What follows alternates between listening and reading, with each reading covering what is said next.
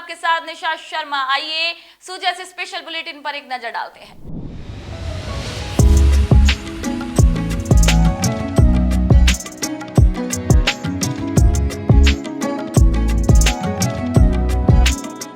जैसा कि आप सभी को पता होगा, जब भी आप बीकानेर में डिफरेंट टूरिस्ट स्पॉट के बारे में गूगल पे या कहीं भी नेट पे चेक करेंगे तो one of the famous tourist spot के रूप में हमारा खुद का इंस्टीट्यूशन भी दिखता है। वहाँ पे हमारे यहाँ काफ़ी बड़ी मात्रा में हर साल टूरिस्ट आते हैं। टूरिस्टों के लिए यहाँ कई तरह की गतिविधियाँ प्लान है, जिसमें एक सबसे प्रमुख आकर्षण का केंद्र आपका अश्व संग्रहालय है। अश्व संग्रहालय में अश्वों के मतलब विकास से लेकर उनके विज्ञान के बारे में और उनके इतिहास में उनका कितना रोल है, इसके बारे में डिटेल इन्फॉर्मेशन अवेलेबल है। इसके अलावा भारत में कितने तरह की अश्वों की, कितने तरह के गर्दभों की प्रजातियां हैं, ये इन्फॉर्मेशन भी आप देख सकते हैं।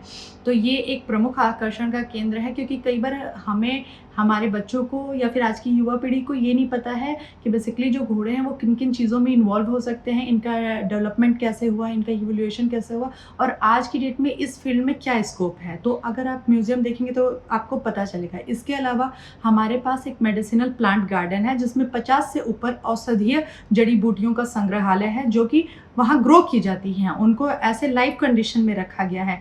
इसके अलावा हमारे पास इंडिया के जितनी भी मेजर हॉर्स ब्रीड्स हैं वो अवेलेबल हैं। तो आप इन अश्वों को, इन घोड़ों को, जिनके बारे में आपने संग्रहालय में देखा, नेट पे पढ़ा, उन्हें यहाँ आके आप सामने से देख सकते हैं, जिसमें से कि काठियावाड़ी, मारवाड़ी, जांसकारी हैं हमारे यहाँ। इसके अलावा अगर आप देखें तो पर्यटन के और भी कई संभावनाएं हैं, जैसे EPC NRC इक्वाइंस आपको फ़ोटो शूट कराने की परमिशन भी देता है। यहाँ पे हमने सैंड ड्यून्स भी बना रखे हैं, जो कि आपको पूरी रेगिस्तान की फीलिंग्स देते हैं और ये एक अच्छा है। इसके अलावा हमारे पास जितने भी बहुत तरह के गर्दभों की या गधे कह सकते हैं, उनकी भी प्रजातियां हैं, जिसमें फ्रेंच गधे भी हैं और आपके भारतीय जंगली गधे भी हैं। इसके अलावा हमारे पास कई ऐसे घोड़े हैं जो कि काफ़ी इतिहास के पन्नों में एक काफ़ी इम्पॉर्टेंट रोल रखते हैं, जैसे कि हमारे पास आपके महाराणा प्रताप के अश्व चेतक का वंशज भी अवेलेबल है। तो आप इन्हें सामने से देख सकते हैं। हमारे पास बग्गी अवेलेबल है और टांगा अवेलेबल है, तो आप आके इनकी सवारी करके भी एक रोमांचक अनुभव ले सकते हैं। भीमथड़ी नस्ल इंडिया की वो नस्ल है जो कि मराठा सेना में या मराठा रेजिम में काफ़ी इंपॉर्टेंट रोल रखती थी, पर धीरे धीरे इतिहास के पन्नों में वो कहीं खो सी गई। हमारे प्रभागाध्यक्ष डॉक्टर SC मेहता जी के अथक प्रयत्नों और अथक परिश्रम के कारण, कई सालों की मेहनत के बाद पिछले साल हम भारत सरकार ने भीमथड़ी को घोड़ों की 8वीं नस्ल के रूप में मान्यता दी तथा भीमथड़ी को वापस अपनी पहचान मिली है।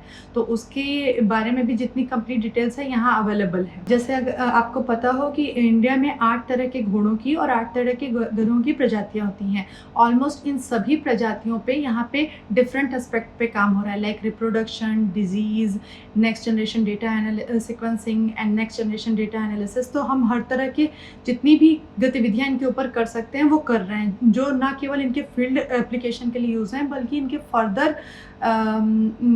फर्दर रिसर्च के लिए भी काफ़ी उपयोगी हैं।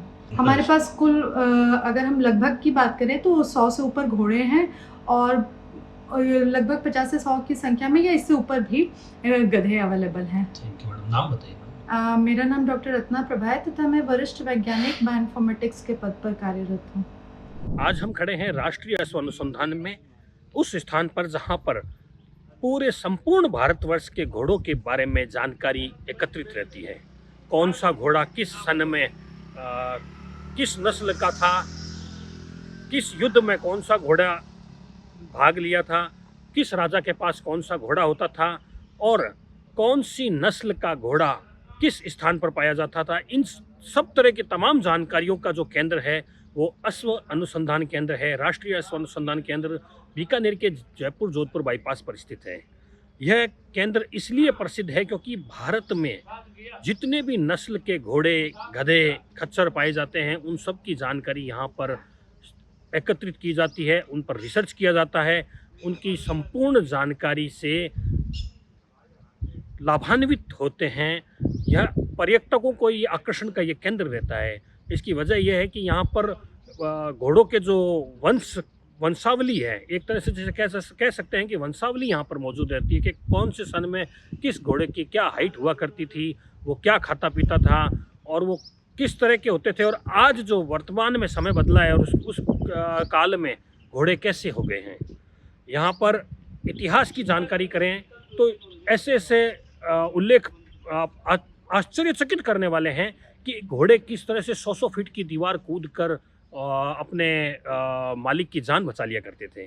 तो अश्व अनुसंधान केंद्र में आज हम संग्रहालय में देख रहे हैं कि यहाँ पर पीछे आप देख सकते हैं संग्रहालय में काफ़ी जानकारियाँ एकत्रित की गई हैं और बीकानेर का यह केंद्र पर्यटकों के लिए आकर्षण का केंद्र शुरू से ही बना हुआ है। मैं सोजस राजस्थान के लिए बीकानेर से नरेश मारू।